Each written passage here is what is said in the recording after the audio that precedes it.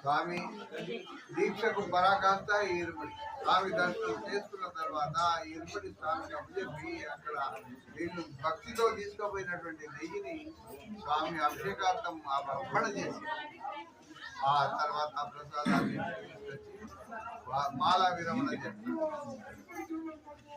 వారి యొక్క ఈ తపన ఎంత ఆర్తి మాల వేసుకున్న నాటి నుంచి వాళ్ళలో వచ్చినటువంటి మార్పులు వాళ్ళే కాకుండా వాళ్ళ ఇంటి పరివారం వాళ్ళని వాడకట్టు చుట్టుపక్కల వాళ్ళందరినీ పునీతులను చేస్తూ కొనసాగేటువంటి దీక్ష ఈ అయ్యప్ప స్వామి దీక్ష. మన దర్దాపుల్లో దాదాపు ప్రారంభమై కొన్ని రోజులు అయినప్పటికీ కూడా సనాతన ధర్మానికి దీంట్లో ఉన్నటువంటి పరమత సహనం, మత విశ్వాసం